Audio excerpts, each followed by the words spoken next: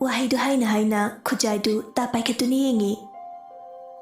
Hey, angauba kari na tauri dubo. Abo, maadi pikpani na jangam doman ba. Papagi sauda loida khangaga mangkre.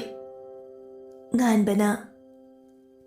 Masi ngau brai su ngauda, soro chu brai su suda. Nang sina. Macha thoi, nang lai khuram thokta yaroi dori. Ayeng di ngandana chasiko. Eki doragi mama. Ngan be sauna. Lai ni ngamoy, nangi na chasi. Lai dung kiraga chen kini. Kanagi lai no, nangi na chasa tasi da changdoi se. Ibe mal na. Thoi ba, madu yaba nati. Nangi kanthukpa du pate ko. Matam thintaba pate. Bem, hai nganta chatluso, nani ka buk lagi manakta. Oi mama. Purel ngakchana na. Kuino, mamoy ni hari sindubo. Tasing na puril si lai unabani hai na kankri. Ibe mal pakat na. Bema, ngasi sa pa na padaw mali. Angang si kusyan kradi, ngaw na dyan pasuro niya. Puril ang sungak na. Obo, kuino me, ay lai una di ko. Matong chad ba? Asi hai du na, pugaw du na, besin na makuto hamdok du na chaki.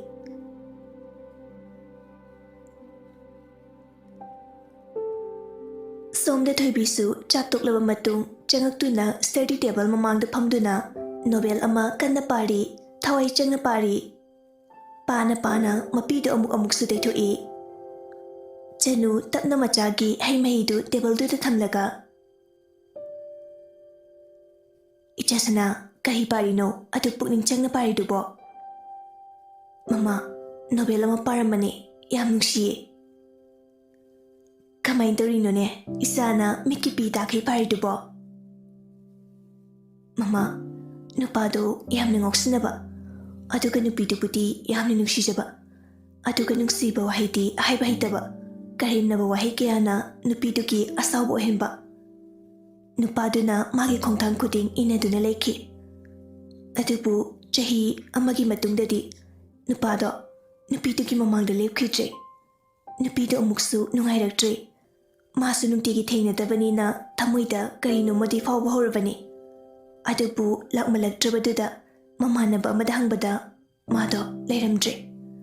Matamduda nupiduna wabado ai sada phawi mama. Nupadusu yam nungayramoiko. Amuk hana nupiduki nungsi wahai magi nakongda takhidre. Chanu tapna sese adu khanjina khanjingano wari ni khandou. Mama, wakal se kanganu yadi sumning jingi ai sada pale matamduda mana waramgadaba awaba miyamdo ai sada phawbugum tawi kahigumba ayoramnati kamay tawni haiba wakal se khali kahigumba nupida ayoramlaba yamninga horoi ko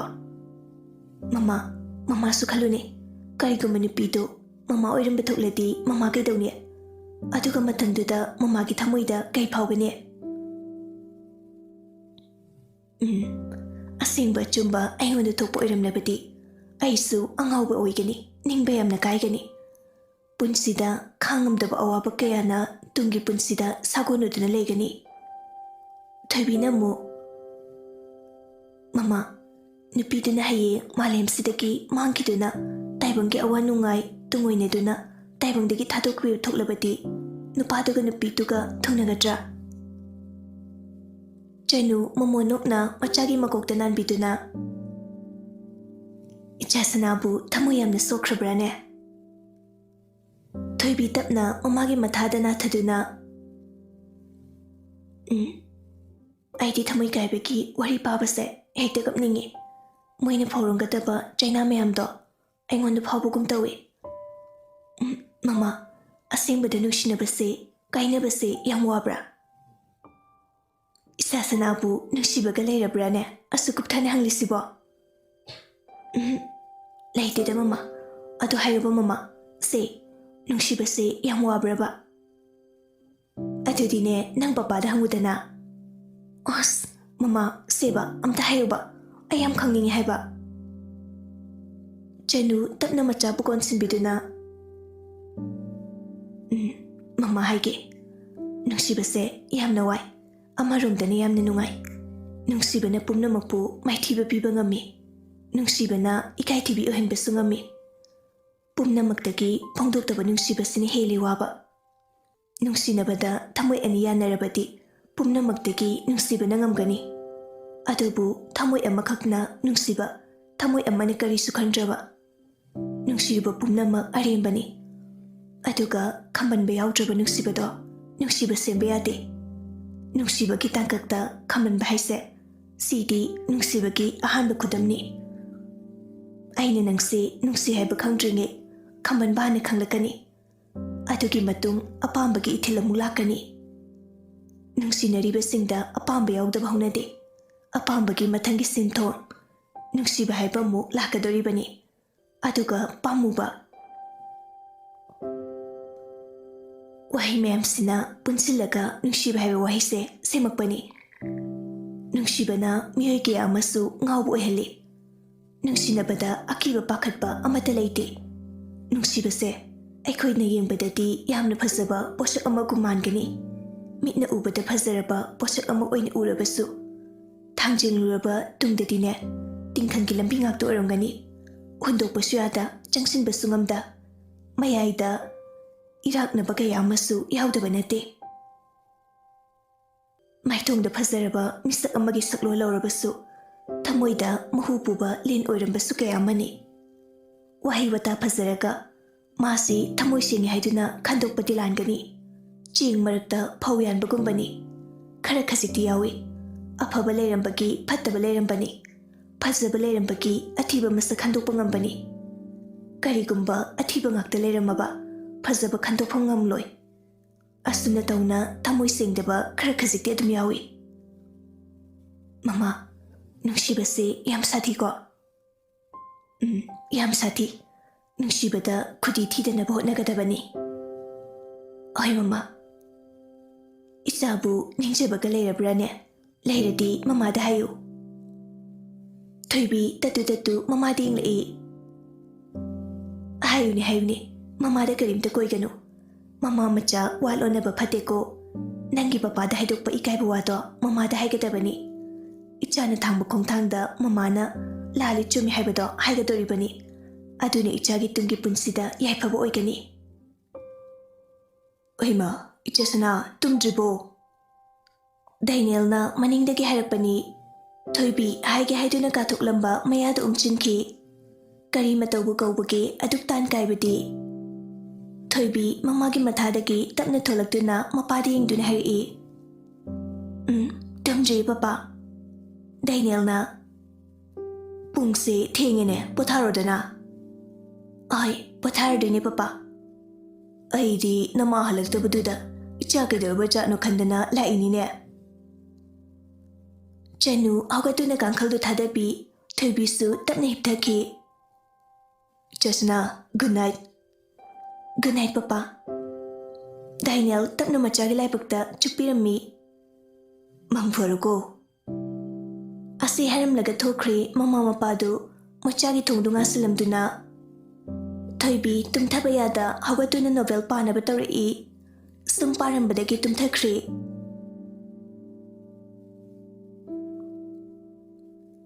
Jasana.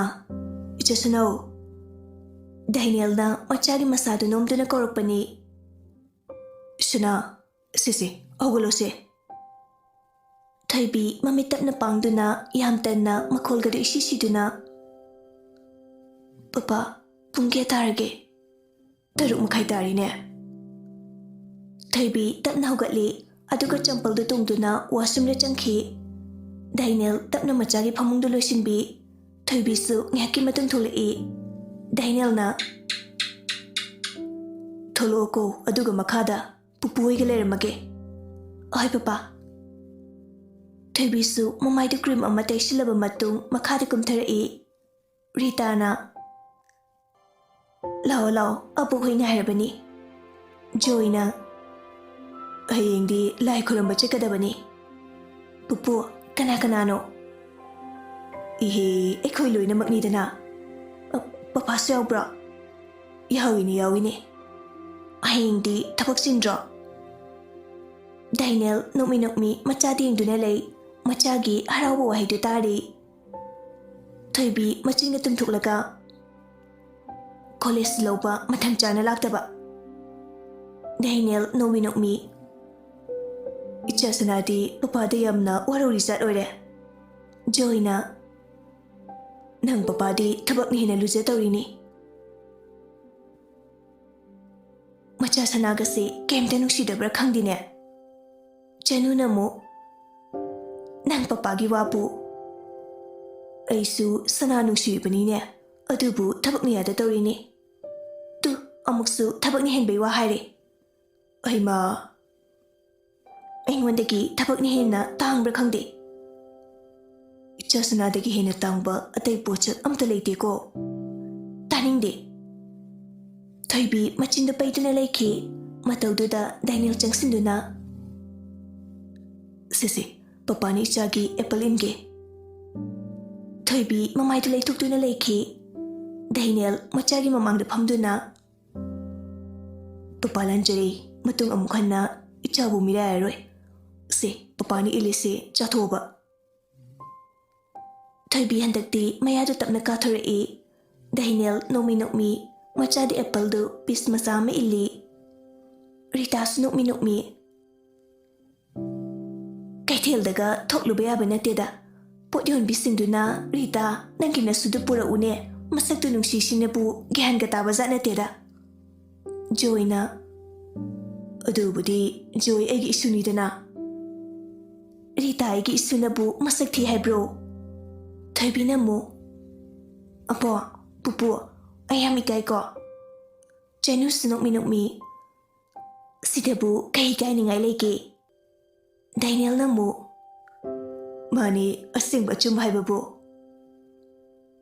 Aigi isuni haidana haijin baganate Onthok nu phazakre Laikai sida isu muksak phajaba lai ponte Thoibi ikaira aduna fukhawalaga chenchinki Daniel tapna Chauriko ahi ichase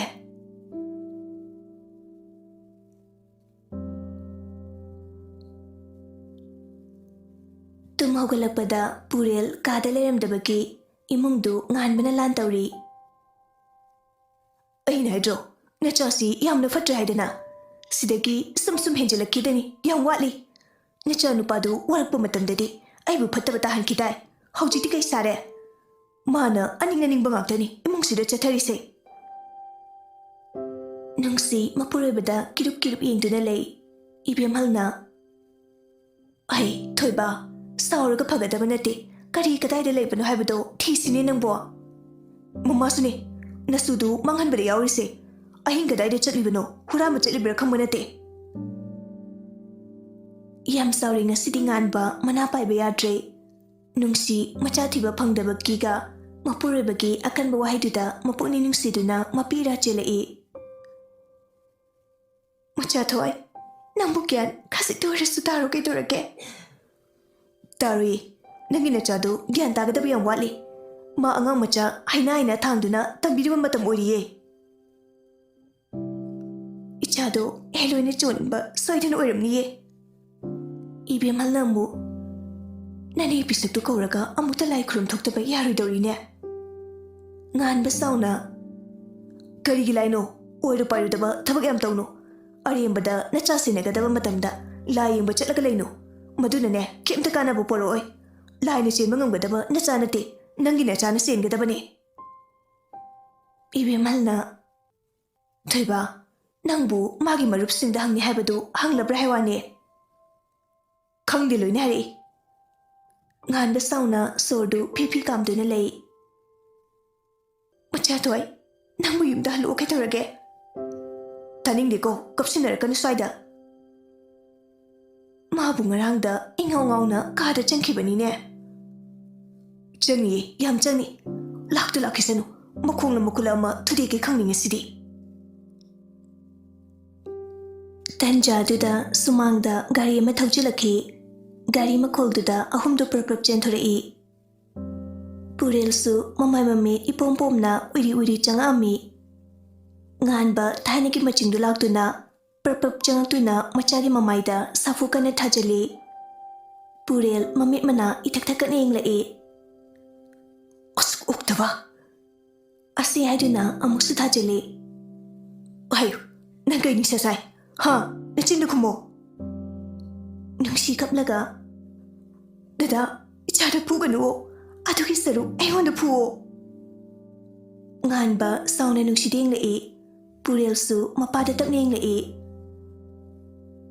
Machana phana phatrasu asumna amukta phukidri ngangbadi kaya mangangduna lakhi adubu phubadi ngasin ahanbani Purel yengduna ibemhalna Suthoi lao imungda changasi Purel bu pudura changki nganba haujikta phamthaduna makhuna mamaidu khumduna leikhi mataududa khangi nganba matha sare haiba Dada Macha thoisi nisa sare pachalo Asi haiduna mama oibidu hi kaplai Kamai tawdino ai khoi ni isasibo Purelna udi changlakhiba saktamda uraga nungsi hena kaplai Phana ngausinerasu asumna tawrami haibadi ai khaludiye Nganba tapna makudu thangtheduna Bem Ekoi ni ki chase sena bakra wat khrmaline Mapa ai leina Ichase warak pangamdre Macha phabu warak pangamdre baina Migi macha warak pa ngamloine Ai se matik yamna chadre Ai ki simpham se ai toklage Dada karino habiri dubo Bem ai wakal thokdre Icha pokjabagi nungaiba haibado masi oidoira Nganba makutuna mamaidu khumduna kapli Dada ai pamda leikrage Icha se ai semdokjarage Ima ichana dada busu yamna wahale mathasu yamna saale Bem Mama mapasingna machagitamak wabasi yam wabajani Mama mapana machasingbu yamna nungsi macha phattabadu phatte haiduna hundokpa sungamda phattaba machaduki hena khalli Chaksaramdaidu mamana chaksase haiduna kaubulai Purelsu chaksaba kumtharae ngasai phukhibaduna oramale mamaidu sungangsilli khubak mami tari machanupagi mamaidu uraga nungsi lona kapchai illiba phigi phiziduna mapidu taithoi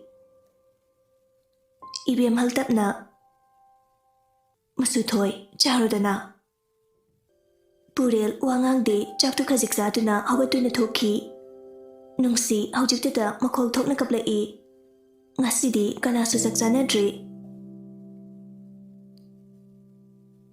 Purel college naba ningthina loisilaga tholai Mama manam nambiro Nungsi machagi manamdu nambi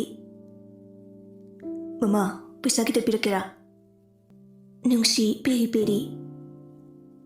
Macha thoi. Adu waragana agi kudop sema kai thoge. Ngan besauna. Kai gisel. Ha, kai gisel no. Macha thoi. Nambu pataba tawnu kai dorage. Mama hoina selfie ro herdi ai kudop se ama kai thogani. Ngan besauna macha de pui. Nangdi kari na ning thulu balay bakino. Nang na supatri sibo. Nungsi kaplaga. Dada, si, tawrano ba? Ichada puganu wo. Bem, nang kangano. Purel tapna. Ay tiyangkari, chalage. Nungsi sauna machagi mamayda kupang na tharai. Kaino ba? Asupata ba machasibo? Purel mamada mapira chening lai aduga fukhagatuna perprak thoki Mama mapa anidu ningamda yengduna lehawi